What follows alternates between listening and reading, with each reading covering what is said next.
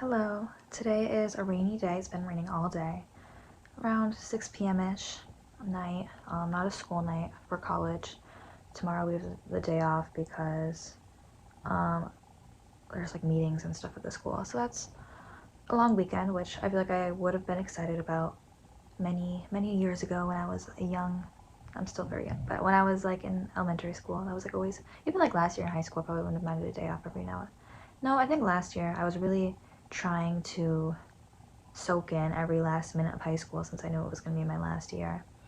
So I really didn't. I remember one time, and I'm saying one time, it was probably like a couple months ago. I might have even been after I started making these videos, but I was like incredibly sick. I don't know exactly. I think it was like a stomach bug kind of thing.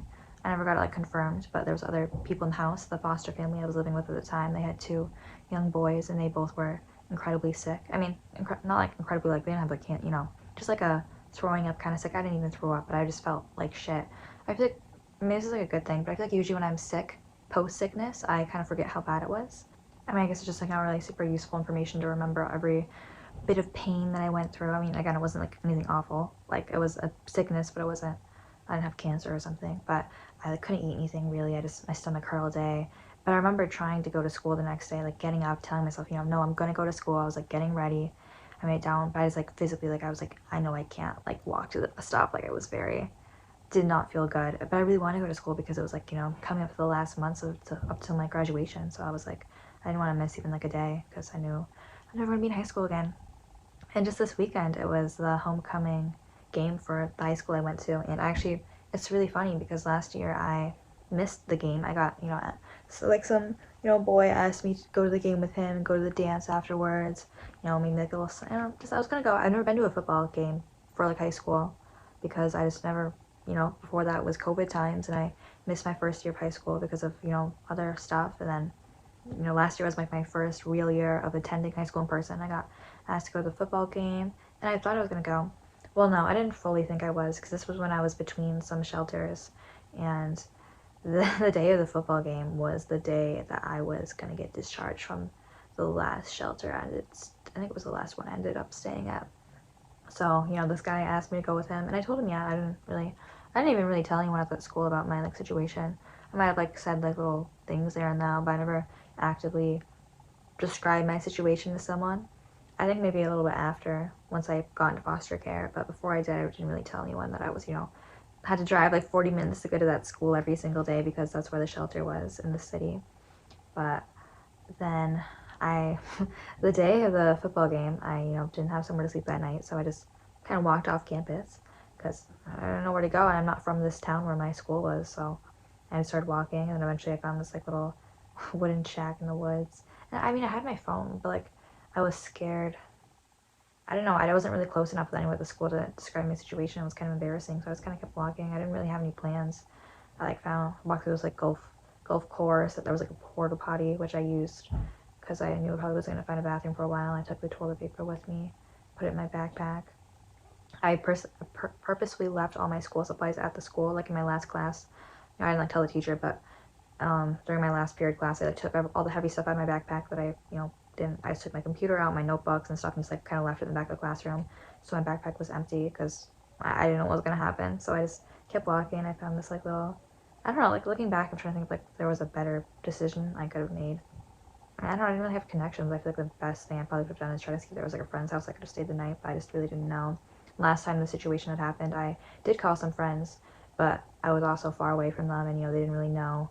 And I think a couple of them asked their parents if they could pick me up, but their parents didn't want to get involved just because, I mean, I don't blame them. It's a lot to ask. Like, hey, can you pick up my friend who's, walking around without a home? So I don't really blame their parents, or they didn't really have a way to get me to their house because I wasn't anywhere near them. But I kept walking and found this little hunter shack in the woods. And I don't even remember. I mean, school ended around like 3 o'clock, a little before that. So sometime before it got dark, I found this shed. And like, it wasn't even like it was very small. You couldn't stand up in it. You had to, be hunched down. It looked like it was like something that was used in like the hunting season. There was a little like waterproof cushion, which luckily I like scraped the dirt off it. I tried to get like a stick and sweep out the leaves, but luckily because it was covered, it wasn't completely. I mean, it was dirty in there, but it wasn't. It was cleaner than the ground. There wasn't like animal crap in there, and there was a bunch of little like ribbons on the trees. I'm just like going through a whole little story right now. It was like the ribbons, like the neon ribbons people tie on the trees to like mark where something is. And I don't know why, but I like started taking them off. I like went down back on the trail because I was walking on this golf course.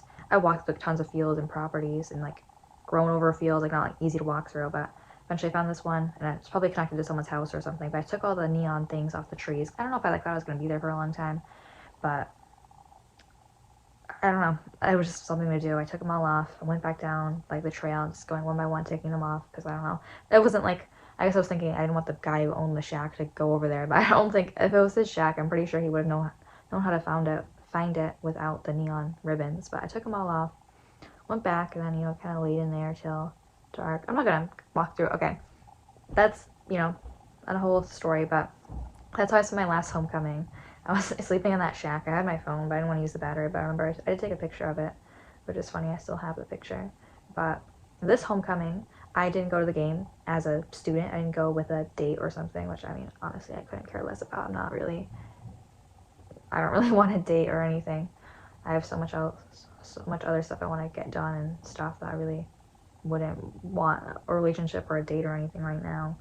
But I didn't go to the game, but I did go to the game because I don't know why I worded it like that. I did go to the game because I was actually working at this game for the same high school I used to go to because I'm doing the internship with a news channel to record high school football games. So it's funny, both times I didn't go to the game as a student, as like I don't know, like you normally would. But this one I did go, and I worked at the game. I was holding the camera. It was such a heavy camera, and I'm an internship.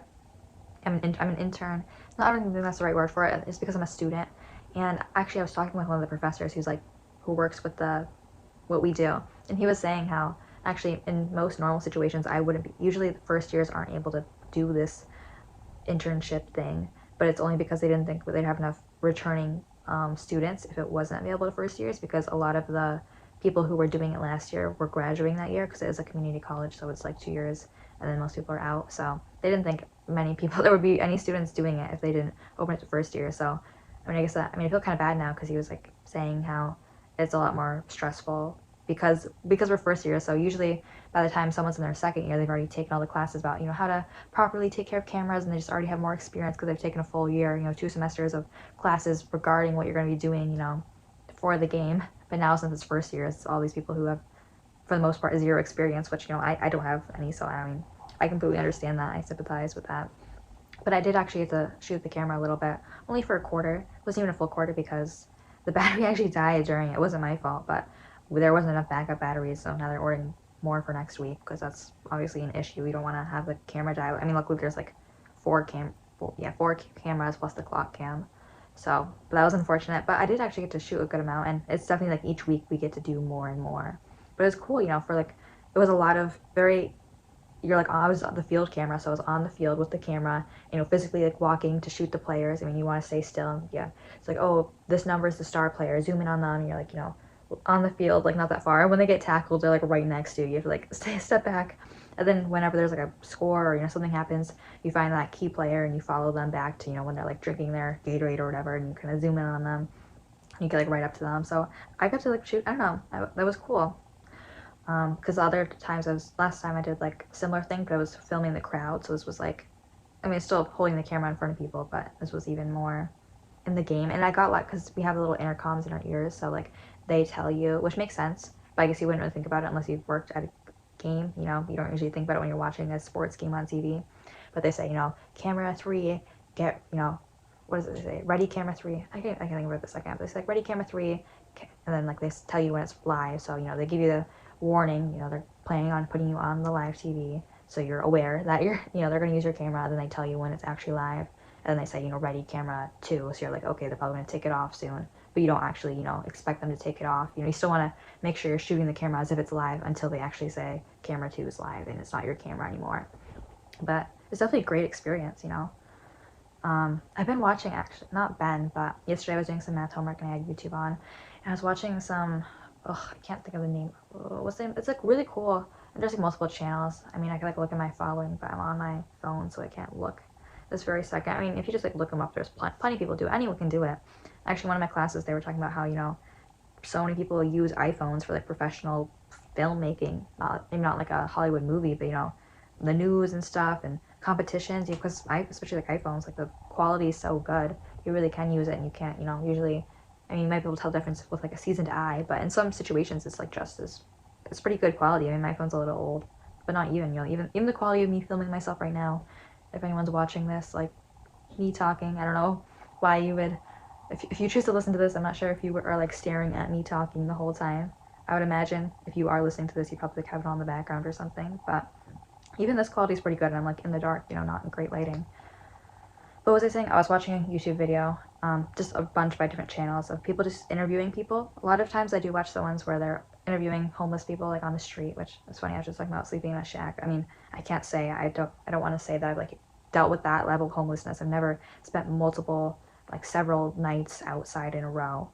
I hope that's something I never go through, but it's definitely I love watching those interviews. It's definitely, I don't know, people shit on homeless people so much, and I mean, there's reasons behind some of it. Like, I know people who have horror stories, like, oh, this homeless person did this, but like, homeless person is not like it's not usually a choice, and it's not really like a defining thing. You can't really, it's such a diverse, anyone could be homeless, so you really can't put everyone who's homeless into one category. And I just think it's something that's not very talked about often. I mean, maybe in some areas it is, but I feel like there's so much talk about, be nice to these people, don't judge these people, but then when it comes to people who are homeless or people who are struggling with things, things that, people think is up to you. Some things are up to you, but there's plenty of situations where someone becoming homeless they have zero control. There's some situations where it was partially in their control, but they didn't realize it was getting that bad. There's just infinite factors. I mean, I'm not going to go on a whole rant about that, but I definitely have a lot of sympathy, and I love watching those interviews.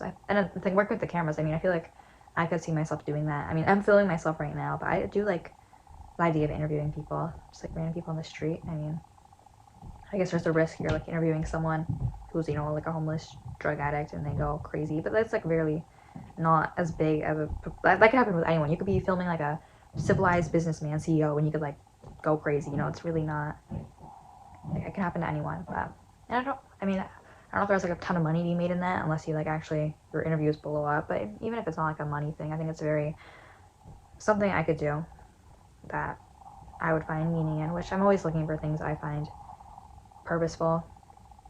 And I don't know, there's one, I think it's called like White Underbelly. It's like if you look up like White Underbelly, it could probably pop up. They do interviews mainly with people who are addicts, a lot of fentanyl addicts. They do. And I was watching a couple of them in a row. Apparently it used to be like a photography thing because they take like a black and white picture of them, but then it's turned into more of like an interview channel. But those ones are really good. If you're looking for, I don't know, if you're listening to this, maybe you like listening to people talk.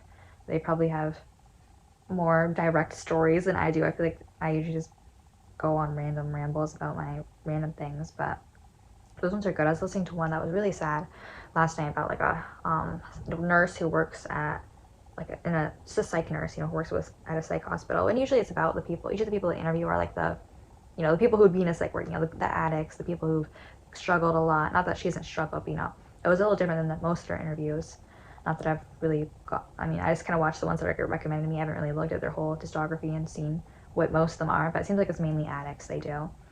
But she had tons of sad stories that I really surprisingly like related to a lot of them, because she was talking about how, she feels so bad working with kids who, spend months and months waiting for placement in places just like in the hospital, and they're not supposed to be there. They're supposed to be in like a treatment center, or they're supposed to be, in a foster care or a group home or something like that, just receiving treatment, but instead they're waiting in medical hospitals or waiting in ERs for weeks and weeks because there's no placement. There's a lot of places for adults. Not that there's still not enough. There's so much mental health crises and homeless crises, but there's so many more.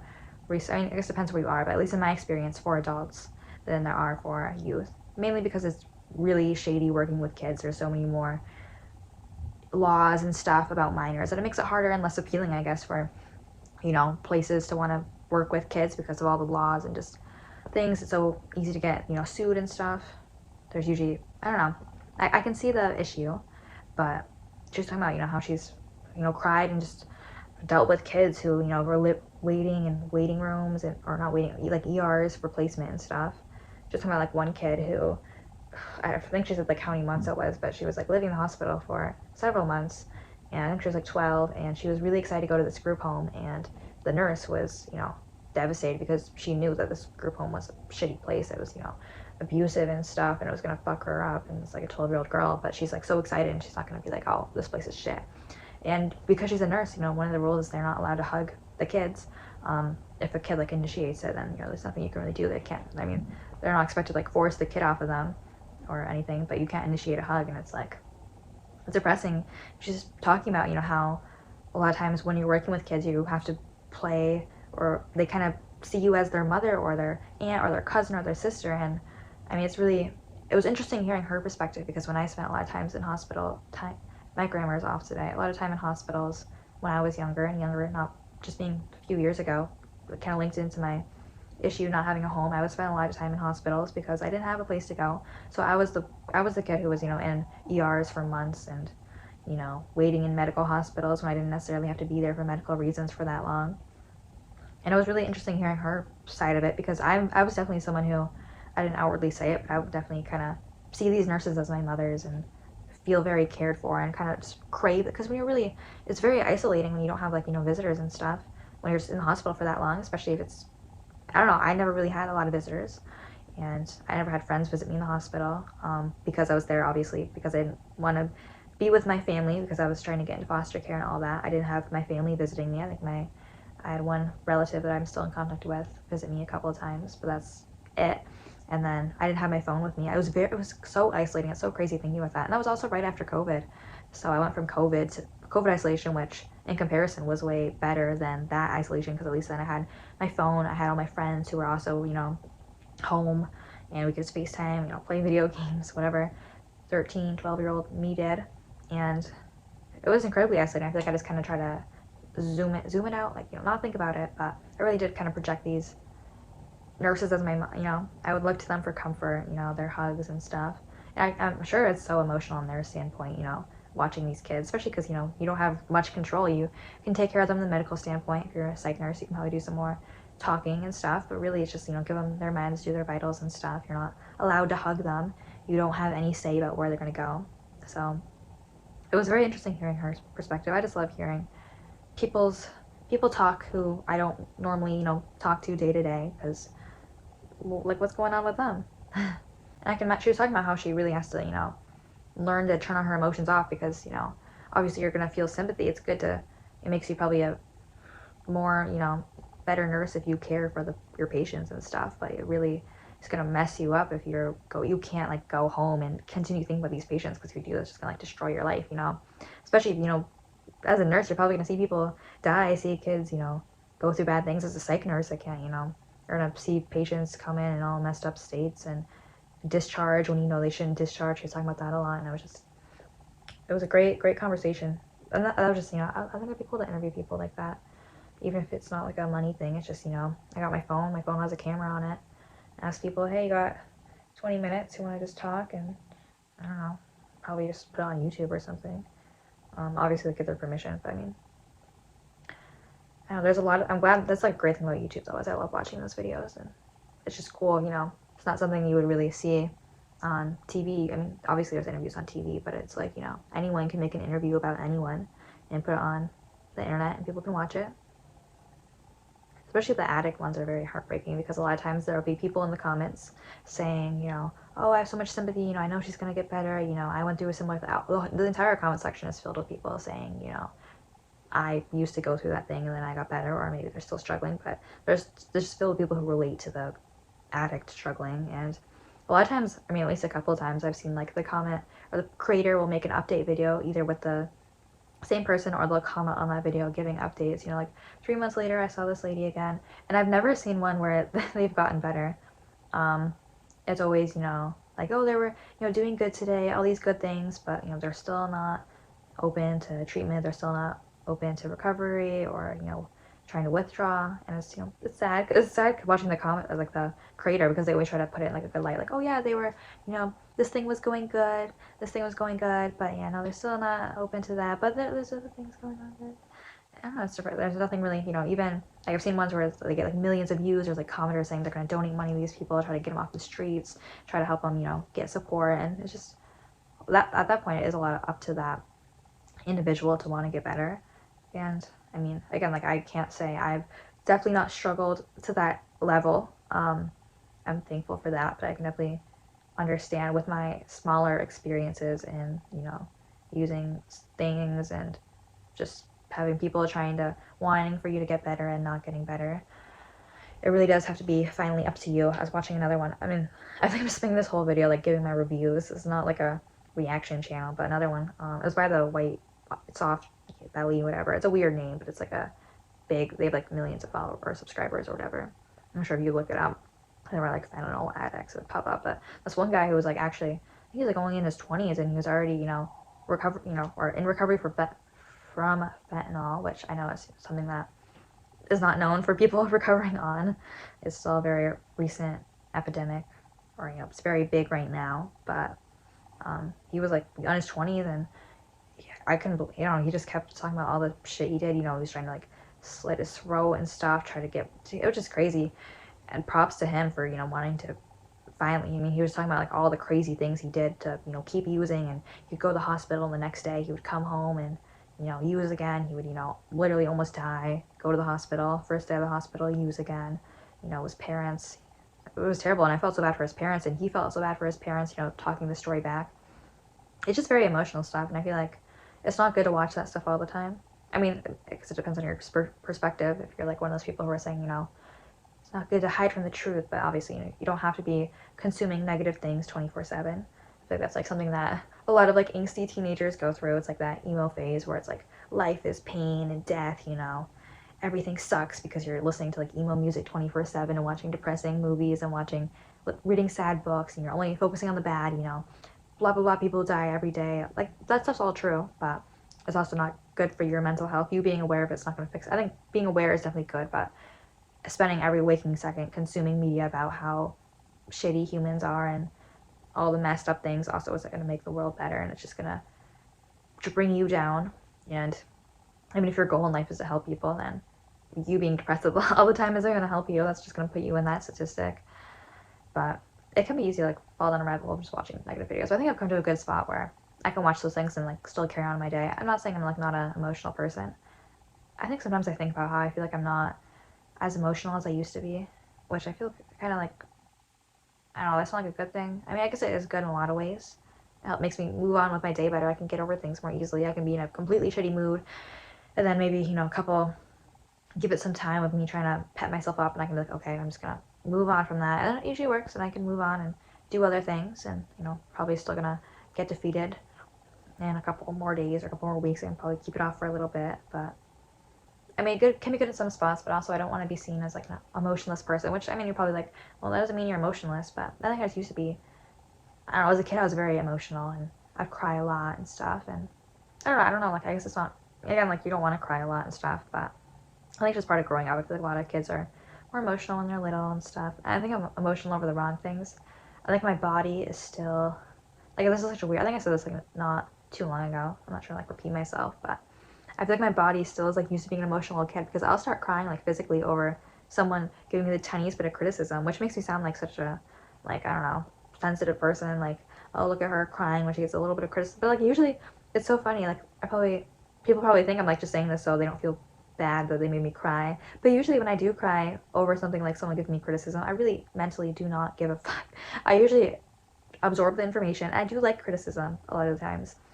I think it's how we grow, and I think I like criticism more than a lot of people I know. I really appreciate it. I do sometimes prefer when people give me criticism than just, saying, oh, that was perfect, because I know it's not, especially, being a student, being young, I'm trying to learn, and I do like getting criticism, but I do cry, like, physically very easily. And I always get so mad that I cry so easily, because it's like, I don't want people to, stop giving me criticism because my eyes are watering. But usually I'm not even, I'm not even mentally upset about it. I'm not, like, hurt about it. I just physically cry. I don't know if it's like maybe because I was such a emotional younger kid that my body just cry. I don't know. I don't know exactly how crying works and what activates it. I'm sure I could go on a YouTube deep dive and watch like a 10-hour video about how we cry and all that, which I don't know. I don't know. I feel like when I do fall down like rabbit holes of consuming media, like, some people spend like hours scrolling on TikTok and stuff, which I can understand, but I feel like usually when I do that, which obviously, all in all, it's good not to spend hours and hours on social media just observing things, which, I mean, it can be in some But I feel like usually when I do, it's like a nerdy way. It's like I'll be spending hours on social media trying to learn about some dumb thing, like about why we cry or something like that, which, isn't the most useful information because I don't know where I'm going to apply that with, oh, now I know why humans cry. But I just think it's kind of a funny habit of mine. It's like, especially if I'm like under the influence, I'll just like go on my phone or my computer and just start learning about some random topic that's not relevant. I just had to watch, what was I just, I just had to watch how to make a slideshow about medieval music, which it wasn't as interesting. I mean, it was interesting to make a slideshow about. It was for English class. It wasn't just for my own enjoyment, but there really wasn't. I feel like every article I looked at is kind of the same information because it makes sense. There's not a lot of stuff documented from that time. Maybe I should have chosen the Renaissance or a little after that. But now if someone's like, hey, medieval music, I'll be like, I got a slideshow. You want to know about Gregorian chants? You want to know how back then there weren't harmonies and people just kind of sung in unison? Like they were all singing the same note, and it wasn't until the late medieval, early Renaissance. It was like late medieval that people started doing harmonies and singing multiple notes, which is so funny. I mean, now I'm just rambling, but I feel like I think it's just our brains will put things together. But a lot of times, I feel like when I learn something, I'll be like, that's so funny. I just learned that because that ties into something recent in my life that I also just learned or have been working on. Because I've been working on harmonies for music class, or not like for rock ensemble, which like I knew what harmonies were, but I never really thought about it because I'm kind of a as my rock ensemble professor put it, I'm like a bedroom musician. It's embarrassing, but I've never played on a stage. I'm going to at the end of the semester, which is really exciting and a little nerve wracking, but I'm ready. I think it's gonna be good for me to do that. But I am a bedroom musician, so it's like yeah, I can play in my room and stuff, but I have to learn to work with others. Not because I don't want to work with. It's not because I'm like I can't work with others because I'm not good at cooperating, or I'm very good at working with others in most standpoints. It's just I have to learn how to work with others in the musical standpoint because I'm not used to it. So I have to learn, what all the notes, because usually, in my bedroom I can learn a song and sing a song and stuff, but I don't know exactly what C4 sounds like. I don't know all the notes and all the words. I mean, now I am learning now, but now I'm learning why it's useful to learn those things because when you're an artist and communicating with other musicians, it's good to know those terms. Some people will be like, oh, well, you don't need the words. If it sounds good, it sounds good. But when you're trying to collaborate with other artists, I feel like I'm like, collaborate with other artists. It's like, well, it's for a class. I'm not like signing a record with some other, but it's, yeah, we are musicians. And when you're working with other musicians, it's good to know those terms so that way you can better communicate. So when they tell me, oh, for this harmony, you're going to sing half a step down, I know what that means. And I can do that. I still probably can't do that. I'm still learning my, how to find notes quickly without, going, until I find it. But it's just funny how I was learning about harmonies and then I was learning about medieval music. And I was like, oh, that's how they invented harmonies. It all ties together. But I think it's just our brains. I don't think it's necessarily that, it's like, yeah, it's not like it was destined to that I was going to learn about how harmonies were made while I'm learning harmonies. I think it's just our brain kind of highlights that information and be like, oh, that's so fun you were learning that because I was just learning about this thing. But it's funny other things I was learning about that aren't being applied to my life. It's just because harmonies were the thing I'm learning about. It really sticks out. It's like, oh, that's such a funny coincidence, and it feels weirder than it actually is. It's kind of like when you like watch a show with an actor who you just watched a movie who had that same actor, and you're like, oh, that's so funny. I'm watching the show with the same actor because I just watched that with that actor with the same actor in it. But it's like, well, yeah, but also there's plenty of other actors in this that weren't in a movie you've just seen, so it's not really like as big as a coincidence as it seems. I don't know. I think just our brain making connections, and that's cool, I guess. I think I started off recording this thinking I wasn't really. I don't know. I wasn't in the best mood. Today wasn't awful. I did actually. Oh, I was gonna start this video talking about my day. I feel like I didn't actually talk about it. I got up to like homelessness and homecoming and fentanyl addicts and stuff. That's just how these videos usually work. But my day today, it wasn't the best. I think just because I started because I was talking about how I don't like missing school. How I was younger, I'd like missing school, and then I had a lot of odd topics today, but no, there's no school today and there's no school tomorrow because it's a holiday or because there's meetings and stuff like that. And I get very lonely now because I'm gotten into the groove of, oh, this is actually like very scary for me because it's like I've gone 2 days without being in school and I'm already so lonely. It's like, well, what's gonna happen when I graduate? What's gonna happen when I graduate? Wait, why am my eyes teary? This is what I'm talking about. Like I guess this is a little emotional for me, but I don't need to be teary-eyed right now.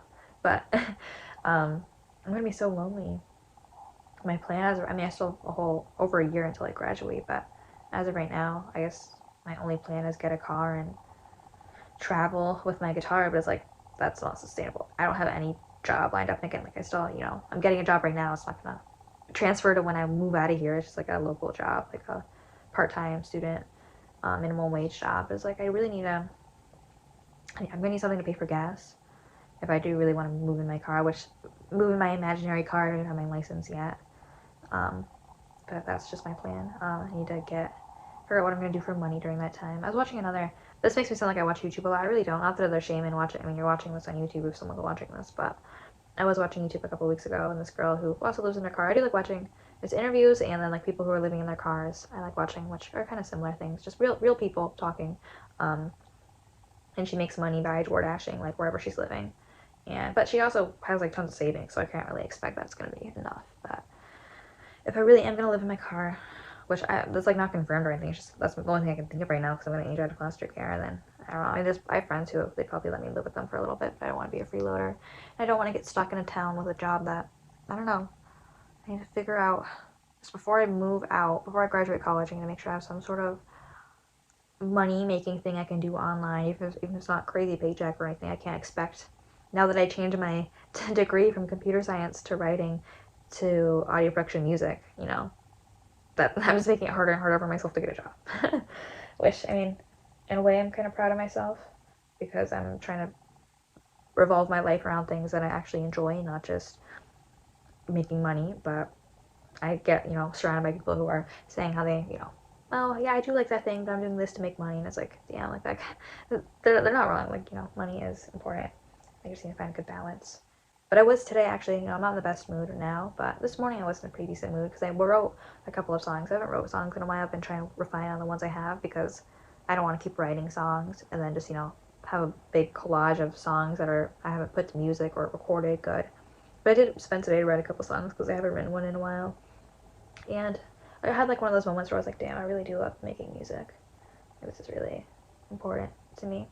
But it is so overwhelming seeing how like there's so many musicians out there. So if you really want to make money out of music, good luck.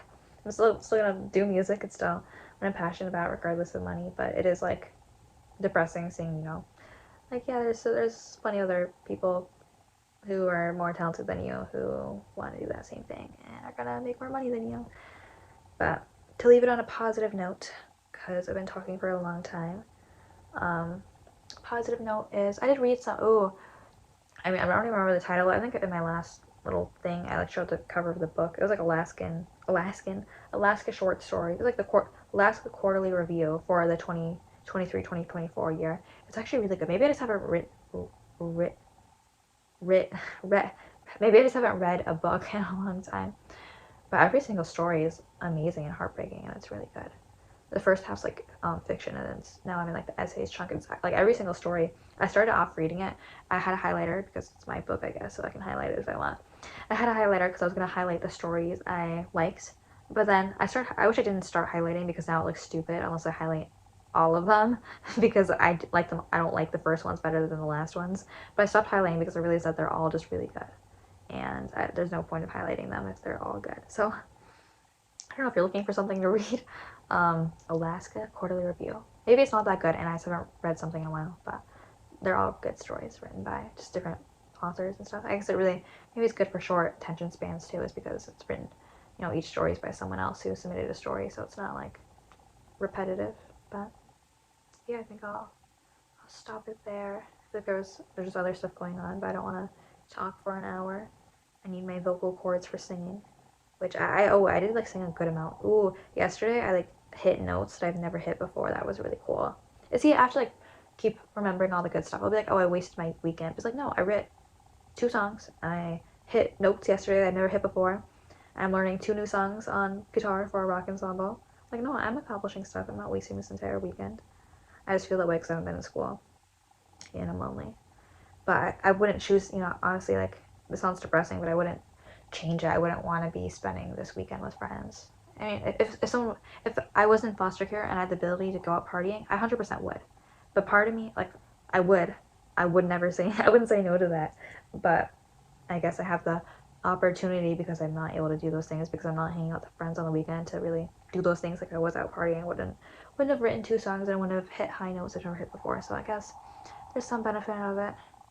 But I'm just scared that I'm gonna feel this lonely when I graduate college. And that's coming up. I'm like a fourth way through now, I think. Almost, no, I think it's December is the end of the semester, but there's 4 semesters and a 2-year degree. Gonna be a fourth way through. I mean, I guess then there's summer, but summer's gonna be like a long weekend for me, I think. Because even though I've made all these friends in college, friends I didn't have before, I don't really know how much I'll be able to see them. I need to stop talking. Okay. Goodbye. I think now I'm gonna. I was reading a little. Oh my god, I was reading that book just not long ago because the power went out. So I was reading it, but then it started getting dark out. And then the power came back on, and then I was like, oh, I can't read anymore because now the power's on, I can do things. But just do because like I was playing piano and I was like, oh, well, it's a keyboard, so if the power goes out, I can't play it anymore. So I was like, okay, well, since the power goes out, I have an excuse to read because in my mind, reading's unproductive and not accomplishing anything. I need to be always accomplishing something. And so I was reading. And then I didn't even realize the power turned back on because I saw the lights off, but it was getting really dark. And then the power turned back on. So now I don't have an excuse to be lazy anymore. So back to the grind. Okay, goodbye.